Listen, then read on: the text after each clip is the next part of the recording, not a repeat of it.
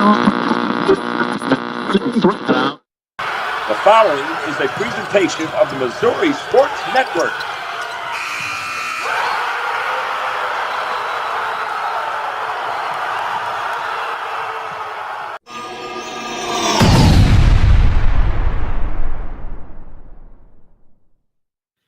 Hello again, everybody, and good morning, and welcome to the Missouri Sports Network, MissouriSportsNetwork.com, where everyone has a home field advantage. It's time for Missouri Milestones, the podcast. We're season 1 all the way to episode 13 now here on August the 14th, 2025. We certainly appreciate you tuning in. Hey, and do us a favor. Share this with friends. Have them go to our YouTube channel and subscribe. Go to our Facebook page and like us. Follow us on Twitter at Scoreboard Guy and at playing_sports here. Guy Newcomb alongside Kent Mueller, and an exciting episode today here on Missouri Milestones, the podcast. Kent, what are we going to talk about? Well, we started Missouri Milestones with 1,000-point career scoring lists for both boys and girls. And we now have over 1,500 boys and over 1,200 girls. It won't be long before we have combined lists totaling more than 3,000 Missouri athletes. Those lists will continue to grow as we dig out more of a Missouri high school history, and also as we record and recognize those who will cross that threshold each season going forward. Due to the strong response for the basketball career stats, we have expanded into 3 stats for football and 5 stats for volleyball, both boys and girls. For football, the thresholds are 4,000 passing yards, 2,000 rushing yards, and 2,000 receiving yards. For volleyball, the thresholds are 1,000 career kills, assists, or digs, and also 200 total blocks and 100 service aces. And it'll be fun to not only note athletes who achieve inclusion on more than one statistic in their sport, but also those who achieve inclusion in more than one sport. We know of some of those athletes, and we will find more. Some of you are wondering just where you can see these lists and how you can contribute. The easiest way to see the list is as they get updated just on a regular basis, and you can do that by following us on X. Follow Guy Newcomb at Scoreboard Guy, and follow me, Kent Mueller, on X at @plain_sports. By following us, you will get updated lists as they become available. And when you see those lists, 2 other things that can happen include you seeing a correction that needs to be made, or you have athlete information that we need to include. All you have to do is email me at plainonsports@gmail.com. That's plainonsports@gmail.com. Now that you are following us on X and you know how to contact us, let's get to Missouri Milestones, the interview of the week. Guy and I had a great time this week when we were able to sit down with Lauren Aldridge. Lauren is a 2014 graduate of Marshfield. While there, she scored 1,751 career points. She went on to play at the University of Kansas. She made herself known early by being named to the All-Big 12 freshman team. After 2 years, Lauren transferred to the University of Missouri. After sitting out a redshirt year, she got right back on the court, again leading her team in minutes played. By the time she was a senior, she once again became a career 1,000-point scorer, and she started all 130 games as a collegian. Lauren's 3 years as a Tiger coincided with the last 3 years of Sophie Cunningham. Sophie is the Missouri all-time scoring leader and is now one of the most recognizable stars in the WNBA. I know you will like hearing what Lauren has to say about her long and very successful basketball career. So stay tuned until after this short break, and you will hear Lauren in her own words. Leaders know there's no guide to greatness. When everyone else says something can't be done, they know it only hasn't been done yet. True leaders weather the fiercest storms and look deep within themselves to rise above and help others find their way forward. At Great Southern Bank, we're proud to partner with visionaries that help raise the tide for all of us. And when you're ready to bring your vision to life, we'll be right behind you with award-winning support.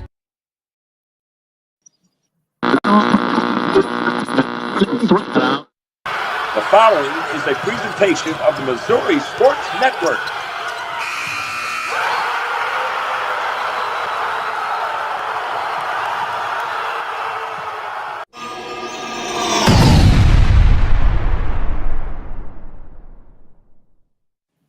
Hello again. Hello once again, everybody, and welcome to the Missouri Sports Network, MissouriSportsNetwork.com, where everyone has a home field advantage. And as always, presented by the Bank of Billings, established 1889, the oldest bank in Christian County. Also presented by the Missouri State Highway Patrol, who reminds us to take that 3 seconds and buckle up. It's 3 seconds that could save your life. Be safe, be smart, be here tomorrow. Well, it's time for the Missouri Milestones of the podcast. Guy Newcomb alongside Kent Mueller. We welcome into the show Marshfield grad Lauren Aldridge. Lauren, how are you today? Pretty good. Thanks for having me on, y'all. You bet. You bet.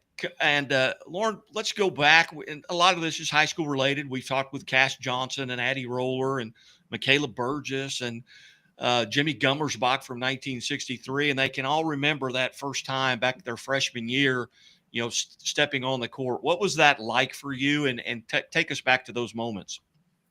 Yeah, I think it's pretty unique being from Marshfield with their tradition of girls basketball. And so growing up, I mean, I remember going to the games and thinking that all those girls were just like celebrities to me growing up. And so I remember really, really looking forward to being able to put on the jersey, to step on the court, and kind of hopefully leave a legacy like those that went before me did. So it was a pretty cool experience. I do remember like I started my freshman year and that was one of my goals. And so very, very warm memories of that first game with my teammates. So very cool. You step on the floor as a freshman. Do you remember your first bucket? I don't remember my first bucket. I wish I did. I'm sure my parents would know where I was on the floor, but I think I was probably too nervous at the time. I was just taking it, one possession at a time at that point. Well, you scored 1,751 points in high school. Tell us a little bit about those rivalries, those games, and I don't mean any mean-spirited, but there's obviously teams that you look particularly forward to playing, maybe young ladies that you look forward to playing. Take us back to some of those times and some of those teams and players. Yeah, I mean, just playing on like the AAU travel circuit at the time, I knew a lot of the girls that I was playing, because as you guys well know, Southwest Missouri has just a super strong, rich tradition of having pretty good girls basketball. And so I was playing with a lot of the girls, or had played with a lot of the girls that I was competing against in high school. Some that I remember just like off the top of my head, or like Hannah Cook, Ondi Haney from West Plains, several of them that I had become good friends with that were really, really great players that I always looked forward to the matchup. And I played Hannah in college too, so that kind of continued afterwards. But the team that I remember always getting up for was, as you probably know, Guy, Bolivar. I feel like that's been a rivalry between Marshfield and Bolivar for years. And so there were always really, really, they were gritty, they were tough. It was always a really good matchup. And I feel like we always found ourselves in the district championship game together or the conference championship game together. And so the girls at the time, I think there was Peyton Peavy was on the team. There are several others that I just remember dreading playing every single time. So, but it was always a good matchup. It was a fun rivalry. And what's odd is it almost like felt like in high school, like a college type rivalry. Like things would always go sideways. It was always rough, physical. So I looked forward to those games a lot. Take us back and tell us a little bit about the players that you played with, and maybe even as a freshman, maybe someone that maybe took you under their wing as an underclassman. Who are some of those players that stand out that you were teammates with? Yeah, my freshman year, I remember we were stacked with we had a pretty veteran roster. So there was like on the team, Amanda Gorley was playing, the Britton twins were on the team at the time. Shelby Porter was on the team. So that was kind of like my senior class, my freshman year.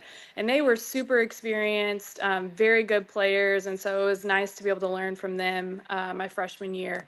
But going all the way to my senior year, when we went to state and all that, my people were Allie Van Diglin, McKenna Smith, Samantha French, Peyton Greenlee. Several of those girls went on to play in college, and it was just a fun group, really talented group, and obviously we were pretty successful making it to state that year. So we jived well, had good chemistry, and so loved playing with all of them. As you look back, are there games from your high school career that stand out that you'd like to go back and play again? Maybe a game that got away from you that you should have won, or maybe a game where you scored your 1,500th point, or maybe it was that last game. I'd like to go play that last game again, not realizing it was my last high school basketball game. Are there games like that that stand out? Yeah, definitely. I think definitely one that I want to get back would be, it was either my sophomore year or my junior year districts. We were playing Bolivar at home. And I did not play well. I think it was my junior year because I think I had already committed to Kansas at that point. So yeah, that game keeps me up at night. So I would love to go back and replay that one because obviously we didn't win. And then another one that I would definitely go back and play was my senior year against Incarnate Word. We got roasted at state against Incarnate Word, but I was playing against Nafisa Collier, who I had gotten to know through playing AAU basketball. And there was another, their point guard went and played at Iowa State. So I played against her in college at Kansas. And so I wish that I would have just had a different perspective on the game. But they were stacked. They were so good. And so it'd be fun to go back and play them again. Yeah, the Bolivar game at Marshfield, I was actually in attendance. Okay. Yeah, we used to, when I was with ESPN, we did a high school basketball scoreboard show, and I was actually in attendance at that game. And then another Bolivar Marshfield game that I remember that you may have been at, you weren't in high school yet, was in 2008, where the district championship was at Bolivar. That was Casey Garrison's senior year. I was about to say, was that the Casey Garrison era? I don't know if I went to that game or not. But I remember there was one game specifically I went. It was a Bolivar Marshfield game, and it had the same rivalry feeling that I felt whenever I was playing. So, well, that game at Bolivar, it was stacked house. There was overflow. They had to go into the auditorium and watch it on the big screen. That's amazing. Yeah, because there was also on Marshfield there was Lacey. I think it was Lacey Bosch, maybe, and then her and Casey went and played at Missouri State together. That was just a super talented group of girls. It was indeed. It was indeed. So you make the decision. You talked about the commitment to go to Kansas as a junior, and Kent's got some questions there with regards to your college career. But what went into that decision, and why Kansas? And then obviously you transferred to Mizzou later on. But what was it about Kansas that drew you? Yeah, I loved the culture of Kansas. I'm a big history buff, and so they've got the history, they've got the tradition. It was, I guess, right after I left, they had purchased the original rules of basketball. Just it's something that you have to experience to be able to go and play in your home court, be in Allen Fieldhouse. It's pretty magical. That's the best way that I can describe it.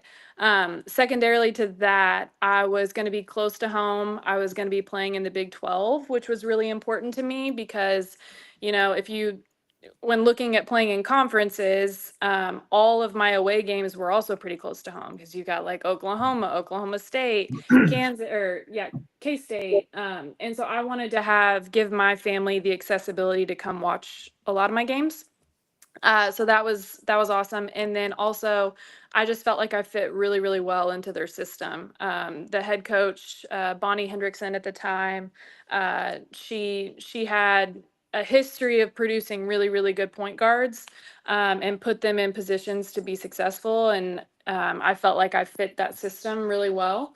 And so that's why I ultimately decided to go there. Unfortunately, Coach Bonnie got fired after my freshman year. And then my sophomore year, stuck it out at Kansas. I wanted to give it a shot because I loved the university. I love what they were about, and it just didn't work for me anymore. And so I was friends with a lot of the girls on the Mizzou team because they were a lot of Missouri girls. And so I decided to make the transition back home and play at Mizzou, which was a really special experience. I know Kent's got a couple of questions here. Go ahead. Well, I was going to ask you about the transition from high school to college, but I kind of already know how that went just with your history of in high school. You were 4-time All-State, but you weren't daunted at all because you stepped right into the Big 12 and was on the conference all-freshman team. What enabled you to make that smooth of a transition? Yeah, I think quite honestly, it was the system that I was in. Coach Bonnie, our head coach, did a fantastic job of really walking me through, from start to finish, what the experience was going to be like as a freshman. I can actually remember, I don't know if anybody tells you this, but I feel like most freshmen, when you're playing at a high level in college, have the experience of the moment where the game slows down for you, where you don't feel like you're running around on the floor like a chicken with your head cut off, going 1,000 miles an hour. I remember that game happening against Cal my freshman year, or I remember that happening against Cal my freshman year. And so I think Coach Bonnie just did an unbelievable job of catering to my strengths, putting me in a system that I was really effective in. And then also I was just surrounded by really good players. Chelsea Gardner was our center. She ended up getting drafted by the Indiana Fever. There were a couple others, Natalie Knight, Asia Boyd, that were just very talented people that allowed me to succeed because my game, how it's always been, maybe not so much in high school, but I feel like how my game is wired is I don't like to be the star of the show. My job as a point guard is to make other people look good. And so whenever I'm surrounded by talent, I think it makes me look better on paper, probably better than what I should. So I was just surrounded by really good people, really good players, and a coach that I felt like catered to my strengths. And so I think that helped with the transition some. Well, and also I believe I can say that you started every game in college. Is that your memory? Yeah, I mean, that's true. That says a lot about talent, says about effort, but it also says a lot about conditioning. Okay, you smile. I'd like for you to elaborate on that a little bit. Like you're talking about conditioning from like a like fitness standpoint? Yes, that allows you to go over 100 games without missing. Yeah, so I do want to give a lot of credit to the strength and conditioning coaches that I was surrounded by. Andrea Hootie, I don't know if that name rings a bell for you, but she's actually right now, she's UConn's women's basketball strength and conditioning coach. She was at Kansas at the time working with men's and women's basketball. And she's unbelievable. She's probably the best in the business. From just an injury management, load management standpoint. I was, again, very, very blessed to be playing at a high level in college. And there's just a lot of science behind the scenes that, when you have the funds, the university is willing to invest in to make sure your load management is in a good place and training the right way. And so I definitely think that played a role in it for me. And then obviously, I mean, it's just, I don't know. I always tried to, for myself, never get tired whenever I was hurt. Always, best friends with the athletic trainer, because I definitely didn't want to miss any minutes on the floor. That's for sure. That's great, and that has to be inspirational for the girls coming up behind you. What one piece of advice that you would give first to a high school girl who wants to play in college, at whatever level in college, but it's so different playing in college than high school. What's the one thing you would advise that girl? One piece of advice is, I feel like I would have a lot, Kent. But I will say that the one piece of advice that I wish I could go back and tell myself, that I'm also actively telling my younger sister, Quinn, who's going to be a senior this year at Marshfield, is just, I feel like sometimes we can make um, college basketball or playing Division I basketball kind of like we think it will be the pinnacle of our existence when we're in high school. And after having been there and done that, it gives you different perspective. That it's not the end all be all. After you're done playing college basketball, you get to go be, a wife and a mom and have your own career. And so a lot of times these high school games feel like they're do or die, or you lose and it feels like your world's falling apart. And really it's just, it's at the end of the day, it's a game. It's supposed to be fun. It's not supposed to feel like there's a lot of pressure on you that you can't make a mistake. It all plays out how it's supposed to. And so just, be lighthearted about it. Enjoy the process, and then whatever the end goal is, whether that's playing Division I basketball at Mizzou, playing in an NCAA tournament, or whether that's just going to college to study and become a doctor, lawyer, whatever that is, it's all success at the end of the day. So that's what I would tell someone younger than me. Which I think that's great. I think that's great advice. And you've already mentioned something that you've had the opportunity to play against some of the very best in the game. Yeah. Going up against Nafisha Collier, the MVP of the WNBA All-Star game this year. She'll probably be the MVP for this season. Yeah. But you also had a future WNBA player there at MU that has a lot more people this year know who she is than just a year ago.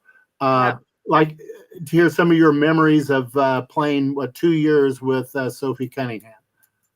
Yeah, technically I was with her for 3 years because she was still on the team whenever I had redshirted. What I will say about Sophie is, everybody now is getting to know her on a national level. And I've seen a couple of tweets and videos of like, wouldn't you just love to have this girl on your team with you? And I can totally confirm that is accurate. Like, playing with Sophie was one of the greatest joys of truly my whole basketball career. She brought a level of intensity and grittiness and feistiness that I had never played with before. She is someone who works harder than anybody that I had ever played with, including myself, and I thought I was a hard worker. But at the same time, with her being so talented, with her bringing, just this feistiness to the court that was fun to play with, off the court, she is an incredible human being. Like, I mean that with my whole heart. Like, she is not some star out there that's got a big ego. She is a homegrown girl from Columbia, Missouri that likes to be out on the farm, and is just super down to earth and is just a good human being. And so I learned a lot from Sophie. And I'm happy now that she's getting the national attention that she deserves, because she's an incredible player and an incredible person too. Well, that's terrific insight, because this is probably her best year in the WNBA. And I saw an interview that she had last year when she was still in Phoenix, and she even alluded to that she would really love to play with Caitlin Clark, and talked about that. And then, of course, it became reality, which it's really fun to watch. Yeah, no, I've kept up with it the whole year. I've kept up with her career from, just watching And it's been really, really fun to see her. Let's just be honest. Sophie thrives in the limelight. She always has. She has at Mizzou. She is at Indiana. And so I think she's in the right place now, and she's doing awesome. That's great. Again, we're visiting with 2014 graduate of Marshfield High School, Lauren Aldridge. And Lauren, for the folks watching, tell us a little bit about what you're doing now, what you've done since college, your family, and where you reside. Yeah, so I am now in Northwest Arkansas, living here. I've been married for 4 years now, and he's a much cooler person than I am. Probably would be more fun to interview than me, because he was a former professional tennis player, and had a really, really great career. But we've been married now for 4 years. We have a 2.5-year-old little girl, and then we just had our son, Cal, and he's 4 weeks old at this point, so you can probably hear him in the background. But I am, right now, I'm a deputy prosecuting attorney in Bentonville, Arkansas. And so I tell everybody I think it's the best job in the world. Super fun. I feel like I'm living out my dream, getting to be a prosecutor. So haven't touched a basketball in a while, but maybe soon I'll get back out there for a few pickup games. Well, we just had the pleasure of interviewing Michaela Burgess, who you may be familiar with, who played at West City, and she was wanting everybody to know that she can still beat her brother in one-on-one. There you go. That's important. That's important stuff. My brother and I got banned from playing one-on-one against each other. So maybe we're old enough now we can resume. You bet. Well, Lauren, it's been a pleasure to catch up with you. Got to see you play many minutes. Always enjoyed watching you play at the high school and collegiate level. But I just want to say thank you for coming on here. You're a member of the Missouri Milestones, the podcast. There's no club dues. There's no secret handshake. There's no, secret knocks on the door. You've done it by virtue of what you've accomplished, and it's been a tremendous career. And I look forward to maybe visiting again. Yeah, absolutely. Well, thanks for chatting with me all. I really enjoyed it. And I know now to not even speed going through Northwest Arkansas. Don't do it. All right. Hey, you're watching Missouri Milestones, the podcast here on the Missouri Sports Network, MissouriSportsNetwork.com, where everyone has a home field advantage, and presented by Chevrolet, Great Southern Bank, Central Bank of Missouri, and Doak Propane. We'll be back after this.